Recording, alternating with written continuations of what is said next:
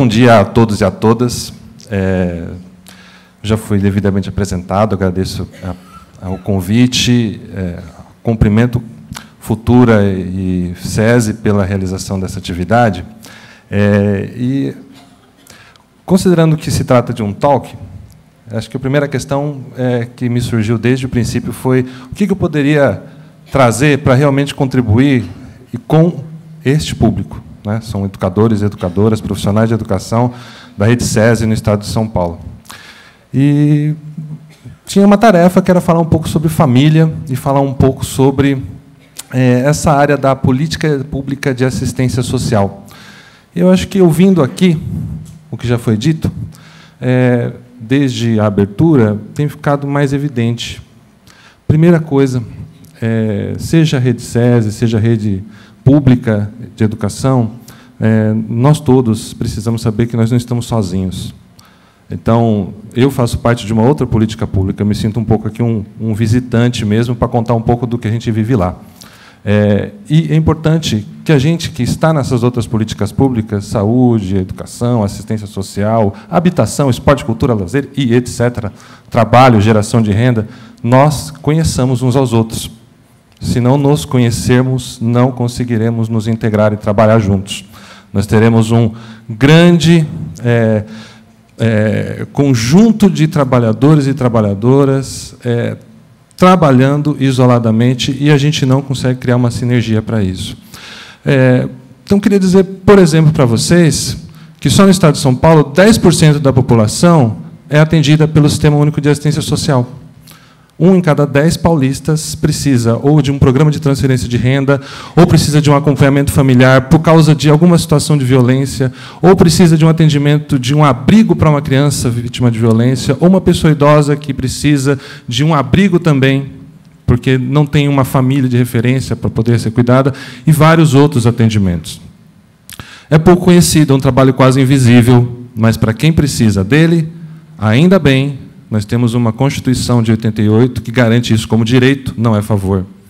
E que nós temos uma lei orgânica que prevê 2 pilares básicos para realizarmos o trabalho, que tem de ser territorializado, ou seja, onde as pessoas vivem, não é centralizado, e tem de ser matricializado na família, porque é uma das políticas que tem o dever de proteger as famílias. Não só as comunidades também, mas a família é um elemento central neste processo. Porque muitas vezes se cobra da família, mas o que, como sociedade e poder público, nós estamos oferecendo para estas famílias? No caso da assistência social, nós estamos falando daquela franja da população que talvez, quem dera, pudesse conseguir a vaga no SESI. Mas é aquela parcela da população que está em situação de maior vulnerabilidade ainda. Nós não estamos falando de quem está no SESI, tem a vida ganha, vai lutar muito para conseguir. Mas nós estamos falando também de um país que tem uma desigualdade enorme. E essa política tem essa tarefa. É lógico que enfrenta muitas dificuldades por exatamente trabalhar com recursos limitados para uma demanda que é quase ilimitada. Entre elas, a demanda que vem na interlocução com as escolas. E a gente tem que trabalhar com essa perspectiva de família. Família que é um termo usado de diversas formas hoje, e, historicamente, também vem sendo reconstruído, e concordo com o presidente da Fiesp, a cada dia ela está sendo refeita, e não só no sentido negativo do que ela impõe, do que ela constrange, mas, sobretudo, com aquilo que ela afirma, que ela constrói, que ela edifica, né? E também, mesmo ao longo da história, nós vamos percebendo mudanças, mas também no mesmo momento histórico. A família aqui no país, mesmo em lugares diferentes, tem concepções diferentes, que trazem da sua cultura, que trazem da sua tradição. Comparando a países, então, mais ainda. E nós precisamos, quando estamos na assistência social, trabalhar uma perspectiva, e aí é um diálogo franco e aberto que precisamos ter. Como conseguimos fazer esta escuta o mais personificada possível, o mais singular possível. Talvez seja impossível garantir isso para todos e todas, por conta do volume de demandas. Por outro lado, Não adianta a gente aplicar um modelo, um paradigma de família qualquer para qualquer pessoa em qualquer situação. Porque as famílias são diversas. Porque as famílias têm histórias diversas. E porque as famílias têm perspectivas diversas. Igual todas são cidadãs e cidadãos. Mas como é que nós podemos fazer o atendimento se não ouvirmos, se não dialogarmos, se não tivermos de construir um pouco de tempo com as pessoas, individualmente ou em família? Como é que a gente vai conseguir entender um adolescente que está cumprindo uma medida socioeducativa de prestação de serviços à comunidade e na escola ele não é ouvido? Isso acontece.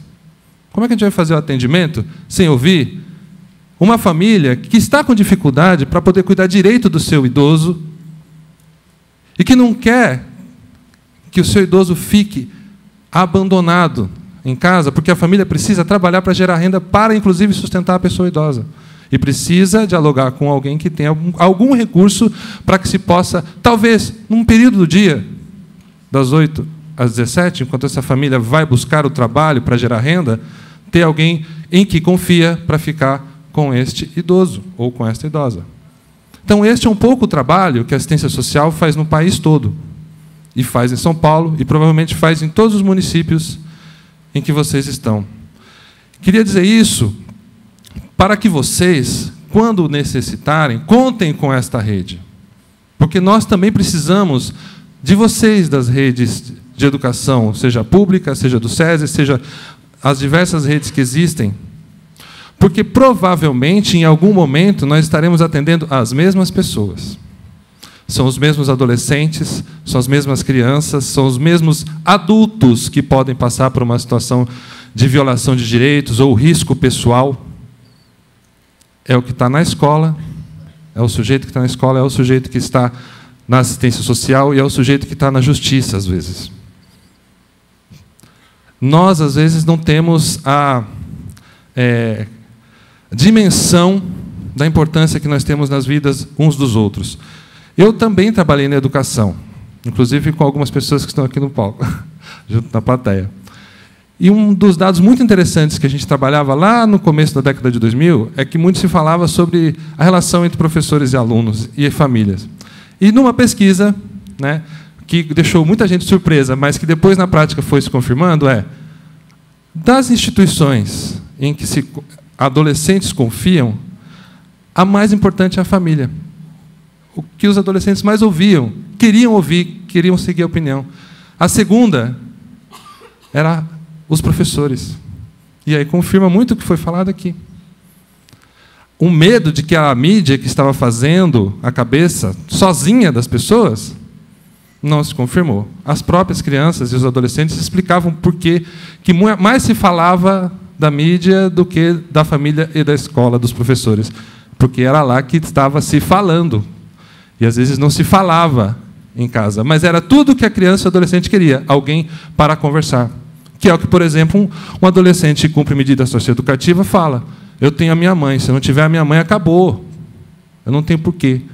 Eu queria muito ter ouvido meu pai. A maior parte dos adolescentes, nessa situação, não tem a figura do pai cuidando. E quem cuidou desse pai? Hoje nós temos um adolescente em cumprimento de medida. Nossa tarefa é que esse adolescente seja protegido e que ele possa vir a ser um pai que proteja seus filhos e a sociedade e as nossas relações. Vou contar para vocês, talvez, os 2 casos em que eu mais me senti um servidor público efetivamente contribuindo para evitar a violência, mas notem a diferença entre os casos. Rapidamente. É muito comum a questão da discussão das drogas, do consumo de drogas entre adolescentes. Alguns lugares dizem que fazem tratamento e não fazem. Fazem outras coisas. Esses lugares são fechados, às vezes. E, geralmente, estão cheios de pessoas mal atendidas. Proteção social vai atendê-las, garantir o direito delas, inclusive de convivência familiar. E aí a gente vai entender a lógica das situações. Uma em particular chama muita atenção. A pessoa não é desse município. A pessoa é de outro estado, estava lá, sendo pseudo-tratada. E o diálogo com a família, então, de referência, é muito estranho, porque a família quer falar por intermédio de seu advogado. A pessoa não quer atender, fala pelo advogado, e os técnicos da assistência social costumam ser tenazes e insistentes. A pessoa consegue entender que é importante a presença dela como mãe, comparecer, e para que ela converse com a filha e possa levar e ser protegida. Mas aí a gente entende qual é a questão. Um conflito familiar, a mãe abastada, muito bem, não concorda com o comportamento da filha, e por ter relação com um outro jovem que teria consumido alguma substância psicoativa ilegal, ela resolve dar uma lição, que é internando-a num outro estado, num lugar que ela não conhecia sequer.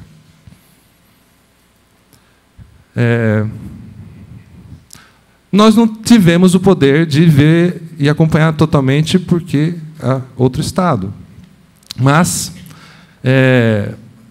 ficou patente para a gente o retorno com um jato particular, para entender que a assistência social não atende somente pessoas pobres, mas, às vezes, a pobreza humana, e não as pessoas pobres. Torcemos, orientamos os serviços públicos de proteção social da referência daquela família e torcemos, confiantes de que aquela jovem pudesse ser protegida. Um outro caso, o segundo. Todos nós podemos, um belo dia, perder a memória e se perder. O que vai acontecer com a gente? Vocês já pararam para pensar? Quem vai cuidar da gente? Pois bem, num outro local, pessoas abandonadas, depois de anos, uma única pessoa não tem a sua referência de família localizada. 10 anos se passaram.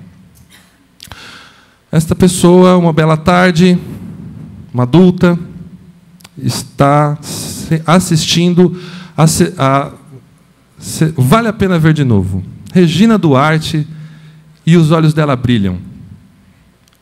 Mas antes disseram que ela não tinha emoção, não respondia para nada. Mas como é que ela respondia para Regina Duarte às 3 da tarde, num dia de semana? Afetivamente. Ela não falava, mas ali tinha emoção. E ela tem uma série de, até então, rabiscos. Mas se ela faz mesmo aquilo,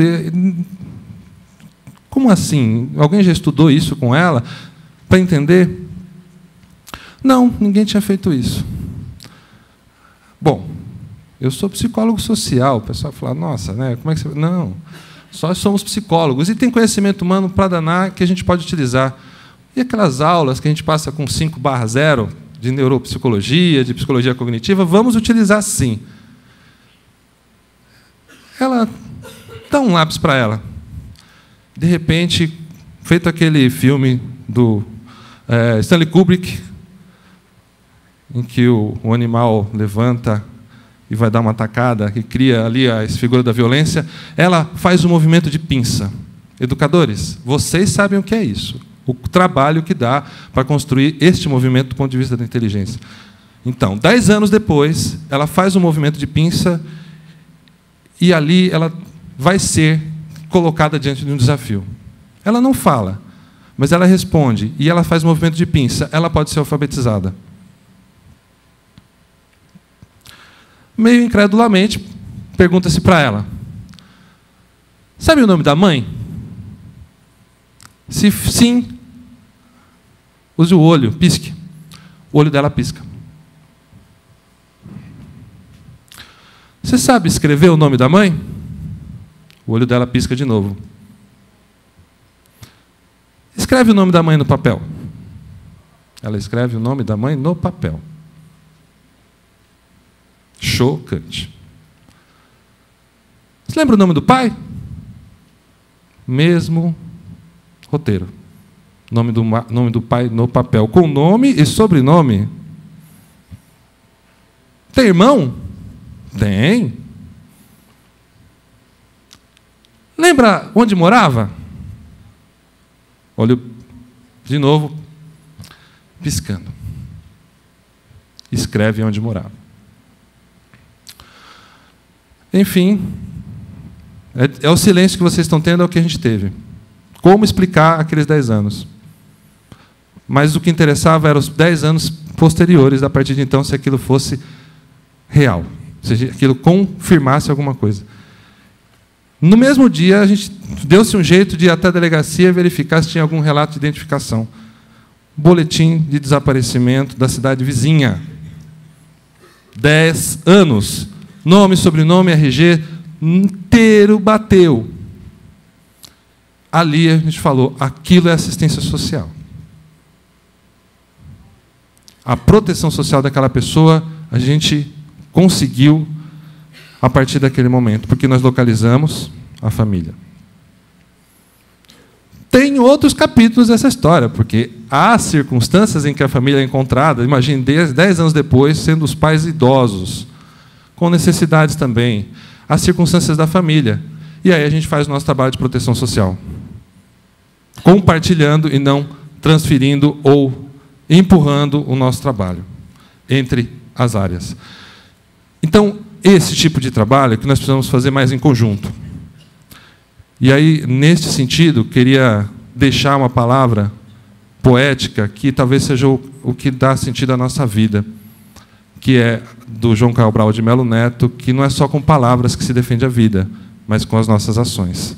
Obrigado pela atenção e boa jornada para todos nós.